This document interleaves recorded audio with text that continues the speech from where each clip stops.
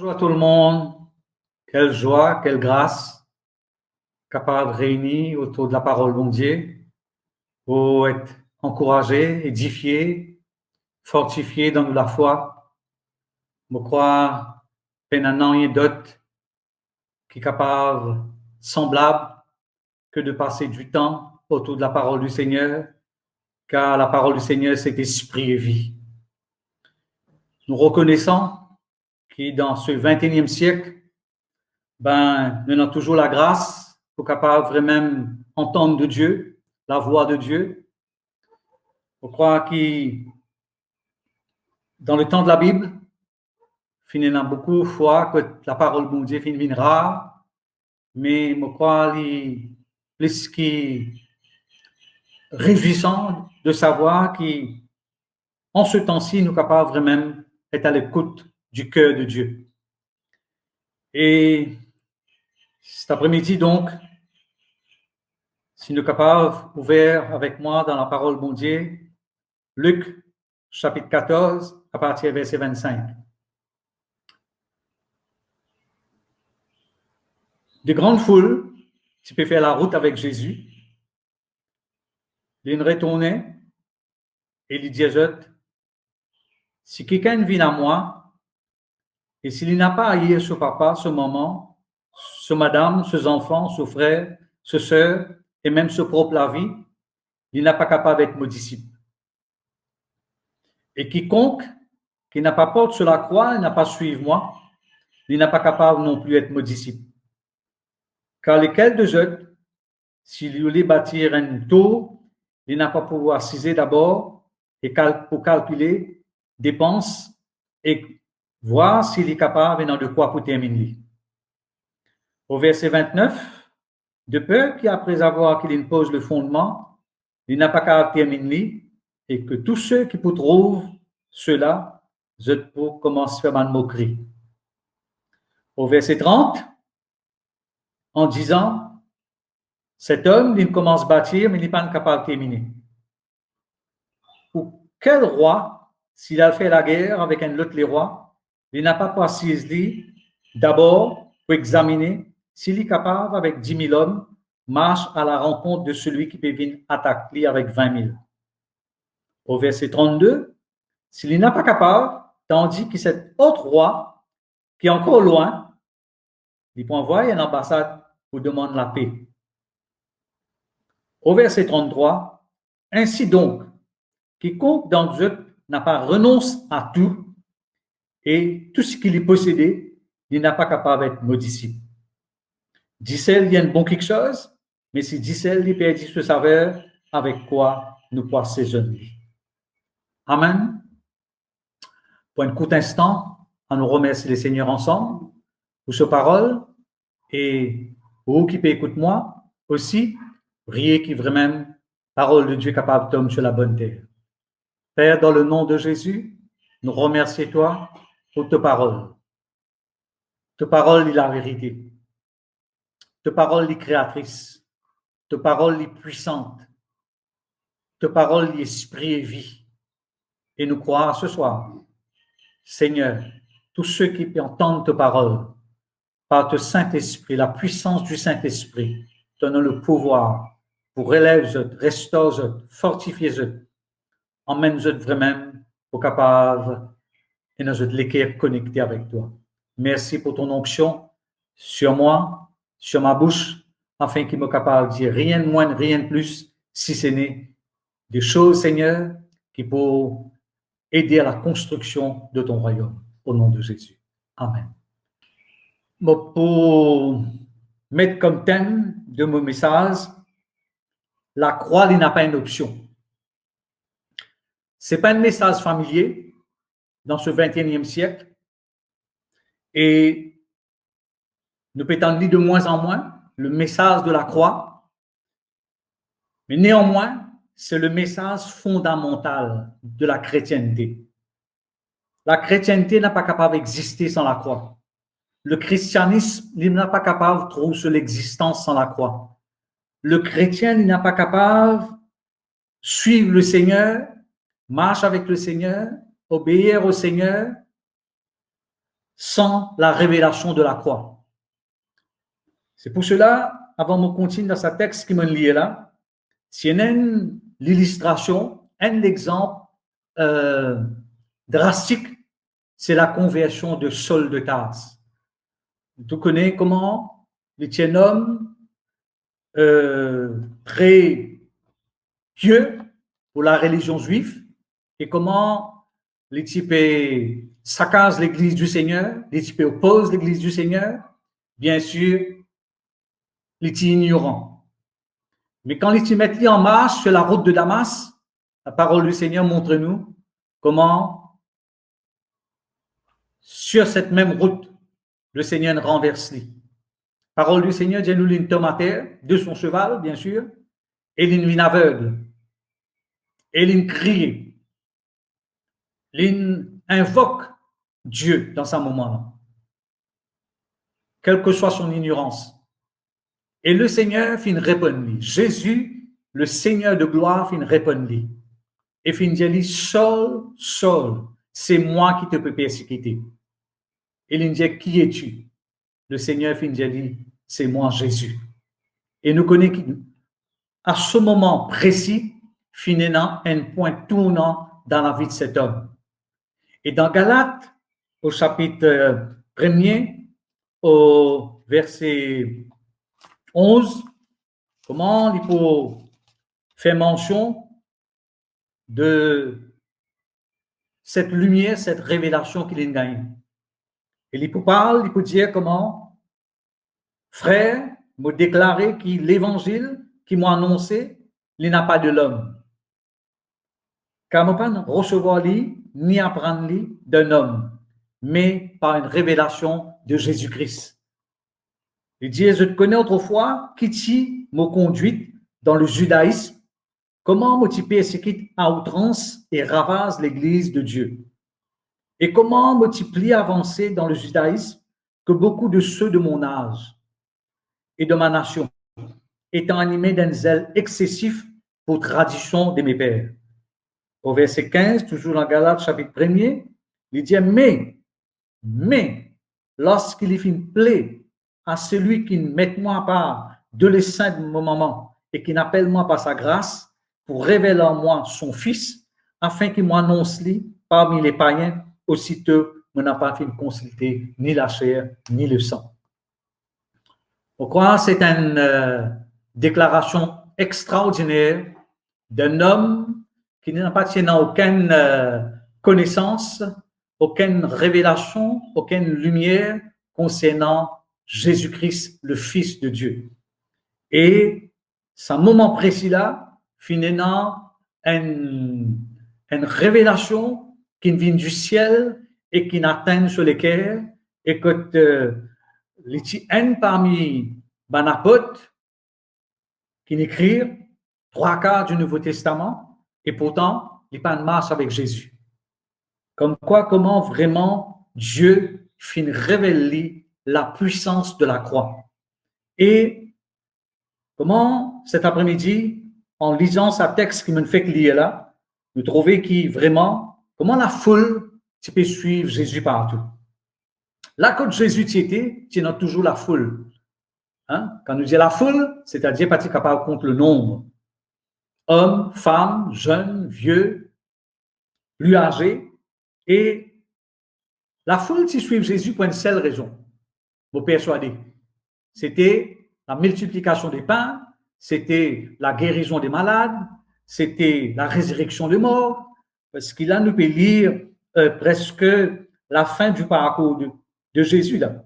Hein? C'est-à-dire, il y a presque vers la croix de Golgotha. Hein? Et le Seigneur finit jamais en aucun cas laissé impressionné par la foule. Et quand on parle de cela, ça, l'après-midi-là, on pense un petit peu comment, dans cette foule que Jésus t'y était, tu trouves un jour, tu as une femme qui a une perte de sang. La Bible dit nous, pendant 12 ans, les filles gagnent une hémorragie. Et les filles souffrent terriblement. Et dans cette souffrance, la Bible dit nous comment une tonne parle de Jésus. Et les filles diront en lui-même, si je suis capable jusqu'à Jésus. Qui fait, moi, peut faire cette petite parenthèse-là pour montrer que ce n'est pas la foule qui va recevoir quelque chose du Seigneur, mais c'est la foi en Jésus. Et je dis, nous ne pouvons pas la foi dans la croix du sacrifice de Jésus-Christ. Comment le message de la croix est primordial, est capital pour le chrétien aujourd'hui dans sa siècle que nous pouvons vivre là. Et cette femme, quand elle fait une approche du Seigneur, la Bible dit, nous, il n'est pas capable d'adresser même un mot à Jésus. Parce que quand il fait une vigne jusqu'à Jésus, tu es dans la foule encore une fois, bien sûr. La Bible dit, nous, il fait une faufile au travers de la foule. Il fait dire en lui-même, si moi tous beaux vêtements Jésus m'a pour guérir. Comment la foi de cette femme seulement, il permet de retrouve la guérison de ce maladie. Pendant 12 ans. Pourtant, c'est dans la foule qui est là, mais seulement cette femme, juste au moment qu'il fait tous le bord du vêtement de Jésus, la Bible dit nous, il guérit instantanément. Et même le Seigneur fait une demande, la foule, qui m'a touché? Même mon disciple, petit perplexe, sans parole, comment le Seigneur peut oser poser une question pareille? Mais le Seigneur, tu connais lui. Et dans quelqu'un dans la foule, il touche lui par la foi, pas pareil comme la foule peut bousculer lui. Et donc, je reviens dans mon texte, c'est dans grand la foule peut suivre lui, et là le Seigneur, il peut faire une déclaration extraordinaire. Il peut dire que si quelqu'un vient à moi, et s'il n'a pas à ir, ce papa, ce maman, sauf madame, enfants, frères, sœurs, ce propre la vie, il n'est pas capable d'être mon disciple. Dans l'autre version, je crois que c'est dans Matthieu, il dit comme cela, si quelqu'un est content, maman, papa, frères, sœurs, enfants, etc., et se propre la vie, il n'est pas capable d'être mon disciple. Donc, c'est un renoncement total qui nous peut bien faire pour suivre le Seigneur. Au verset 27, il dit, et quiconque n'a pas porte sur la croix et n'a pas suivi moi, il n'a pas capable d'être mon disciple. Comme quoi, la croix est essentielle. Au fait, tout commence à la croix, n'est-ce pas? Le salut, il commence à la croix. Le pardon de nos péchés, il commence nous le trouvons à la croix. La guérison de nos maladies, nous le trouvons à la croix. La rédemption se trouve à la croix. La restauration d'un mariage, il trouve à la croix. Qu'importe quel problème qui ça a été, nous convaincus, la solution, il trouve à la croix. Je me convertis quand même dans les années 77. Je tiens seulement 17 ans. Et je réalisé comment Dieu, d'une manière miraculeuse, divine, il bouleverse moi, il touche moi ce jour-là. Et je rencontre lui, je peux dire par un miracle souverain de sa part, sans l'intervention d'aucune personne. Et comment cette révélation du Fils de Dieu fait un bouleversement et finalement un point tournant de ma vie. Mais au fil des années, quelque part, je commence à perdre de vue sa notion de cette révélation. Mais grâce soit rendue au Seigneur. Quelques années plus tard, je finis entendre de nouveau sur le message de la croix. Un message bouleversant. Ce n'est pas un message qui dole nous, qui caresse nous, mais c'est un message qui confronte nous. Et c'est cela que Jésus a fait comme déclaration là. Un message de confrontation. Comment la croix, les bisins vraiment capables bousculent nous, les bisins capables interpellent nous, les bisins capables mettre nous en nu, fait nous trouver nous nudité, nous l'aveuglement, nous pauvreté. Et c'est seulement au travers le message de la croix qui nous capable vraiment découvrir la grandeur de Dieu. C'est vrai, Dieu bénit, c'est vrai, Dieu prend soin, c'est vrai, Dieu fait des miracles, des prodiges extraordinaires. Depuis ma conversion, depuis mon jeune âge, je expérimente personnellement, je trouve des miracles extraordinaires, mais je suis capable de dire le plus grand miracle, c'est le miracle de la révélation de la croix quand cela les captive et les saisit nous les cœurs. Je crois qu'il y a la vie de maturité, la vie de croissance, la vie de transformation, les cœurs qui changent jour après jour. Il est capable de faire tout simplement quand la croix est à l'œuvre dans la vie. Qu'importe si nous sommes un homme de prière, on n'a pas minimise aucunement la puissance de la prière. D'ailleurs, la parole bon Dieu dit, la prière fervente du juste, il y a une grande efficacité. Mais je crois, ce n'est pas la prière qui change un homme, ce n'est pas la prière qui transforme un homme, quoique encore une fois, on met l'accent sur la puissance de la prière, mais néanmoins, je crois dans la puissance de la croix. Comment la croix, les venir pour brise-nous, les venir pour montrer-nous l'orgueil, nous l'égoïsme, et les mettre nous à nous. Et cet après-midi, donc, comment nous réaliser qu'il y a un prix à payer. Pour suivre le Seigneur, c'est un prix à payer.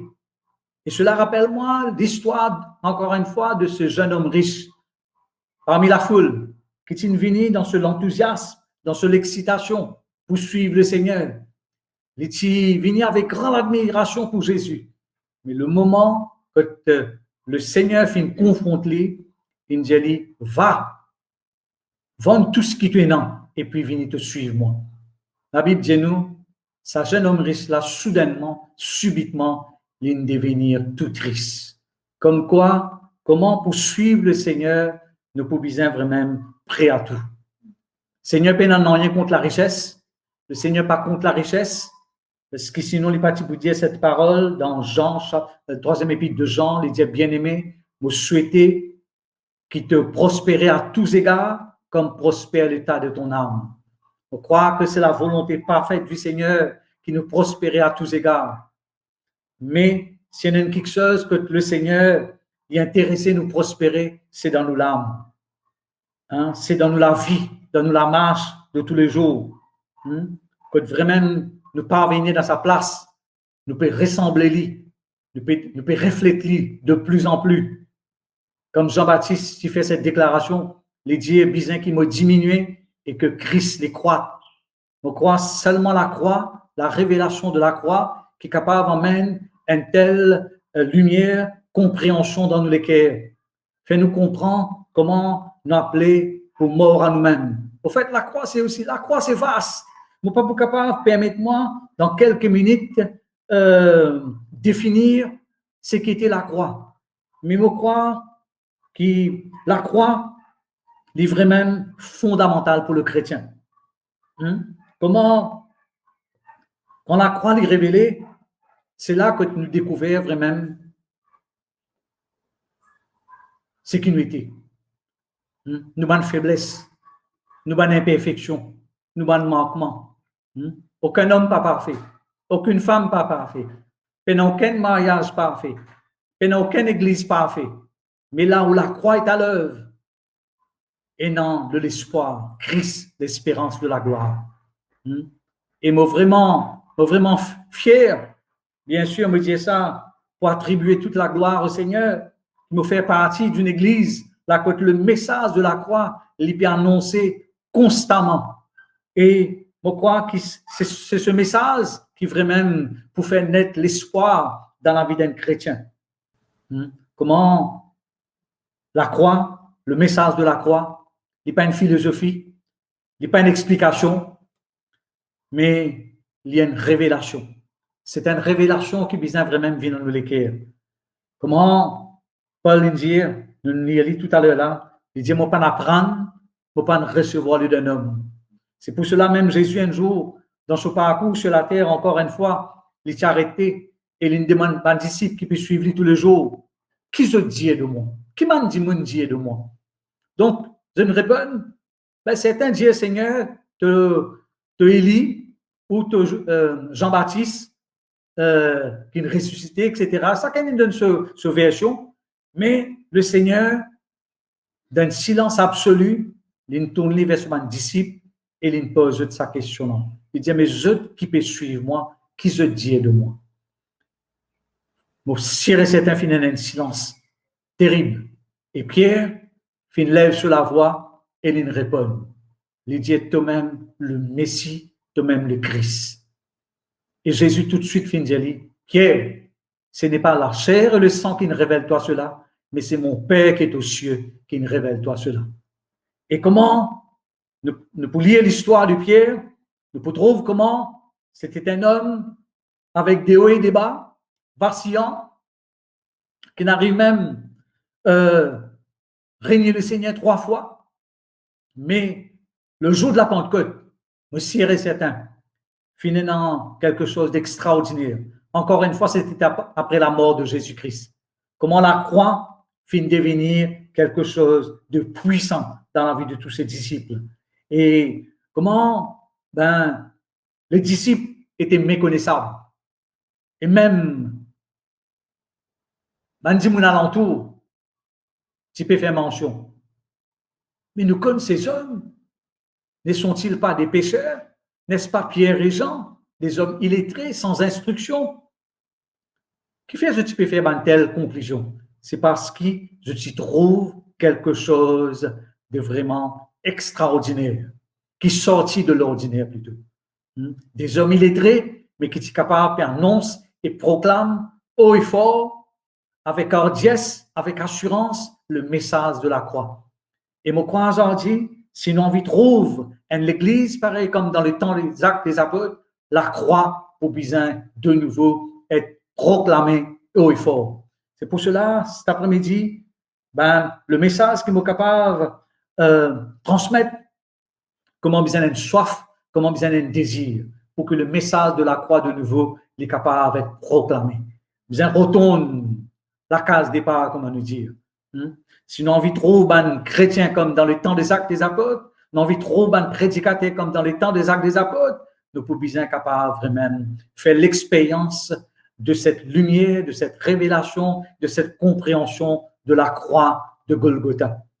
Et comme Paul peut dire encore une fois quelque part, il peut dire, car on n'a pas fini dans la pensée de savoir autre chose parmi vous si ce n'est Christ et Christ crucifié.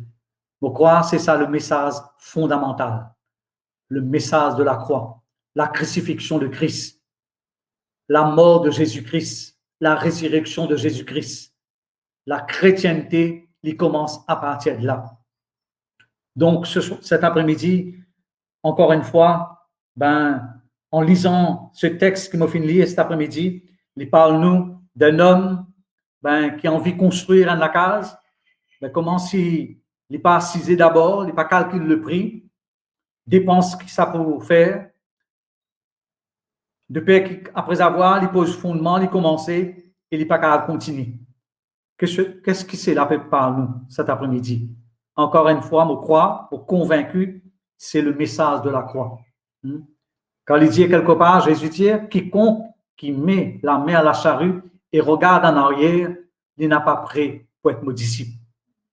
Au verset 27, nous lisons dans le verset précédent, il dit, quiconque n'a pas porte sur la croix et suive-moi, il n'est pas capable d'être mon disciple. La croix veut dire perdre ta vie. La croix veut dire accepter de mourir. Et le Seigneur, il finit d'être le modèle parfait, Jésus. Il prend, il a à la croix. Il monte sur cette croix, obéissant à son Père, mourant à cette croix pour l'humanité, donnant sa vie, offrant sa vie comme une victime expiatoire, comme une rançon pour nous la vie. Et cet après-midi, le Seigneur fait un appel. Si nous l'êtes ce disciple, comment nous pouvons bien faire exactement comme le Maître. Jésus notre Maître, Jésus notre Seigneur. Et comment le dire? Quiconque ne porte pas sa croix et ne me suit pas, il n'est pas capable d'être mon disciple. Donc le chrétien qui désire suivre le Seigneur, marche avec le Seigneur, servir le Seigneur, honore le Seigneur, est agréable au Seigneur, pour croire qu'il est impossible sans la croix. Parce que la croix, il amène nous toujours dans cette place à la mort. Mort à soi-même, mort à son orgueil, mort à son égoïsme, mort à cette chair. Et m'a convaincu ce soir que le chrétien se pire l'ennemi. C'est vrai, le diable c'est nous l'ennemi, le monde c'est nous l'ennemi. Mais nous pire l'ennemi, c'est nous la chair. Et qui est capable d'amener la mort à cette chair si ce n'est la croix? Paul dit quelque chose dans Galates. Galates, je termine avec ça verset-là. Vas-y, permettez-moi de lire un petit peu. Galates chapitre 6.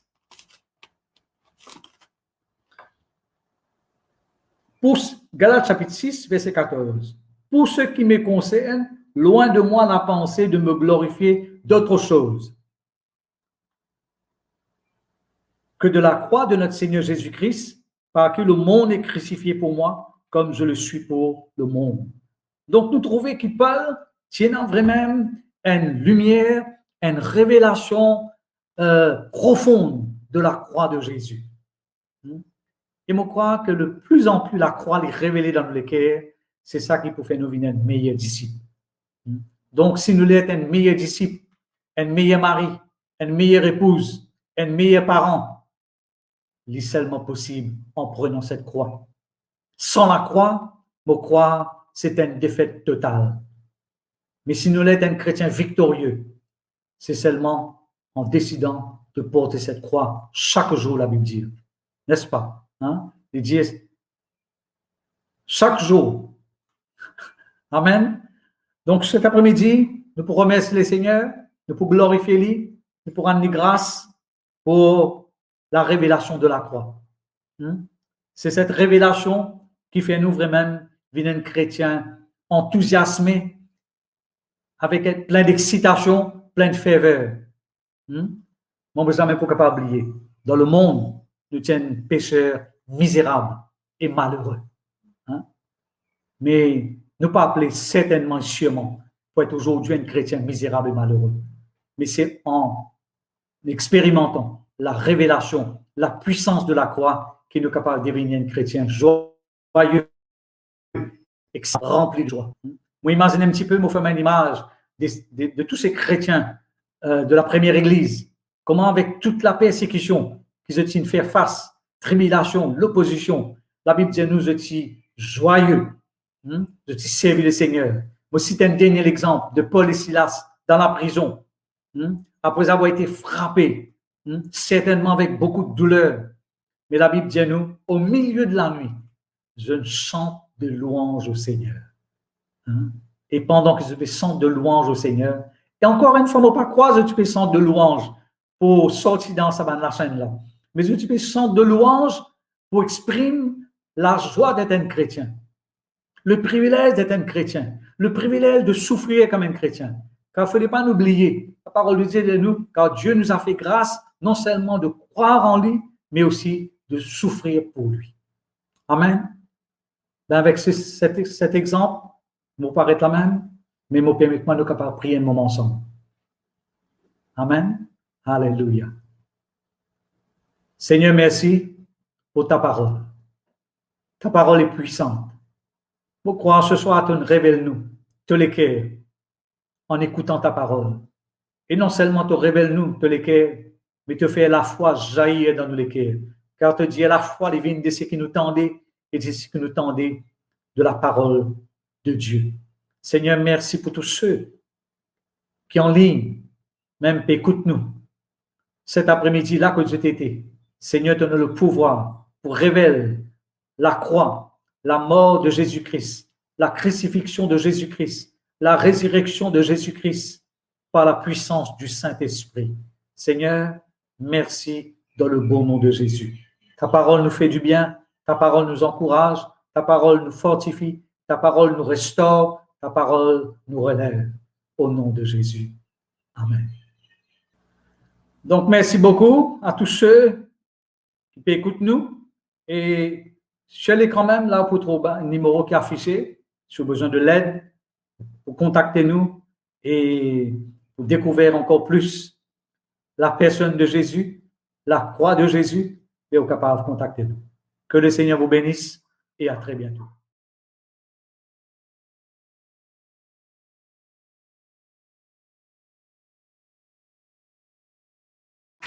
Merci de nous retrouver sur ECUI TV. ECUI TV, c'est des prédications, des encouragements, de la louange pour les petits comme pour les grands et bien plus encore. Pour rester connecté, abonnez-vous maintenant. C'est bien simple, cliquez sur le bouton s'abonner. N'oubliez pas de cliquer sur la petite cloche pour activer toutes les notifications.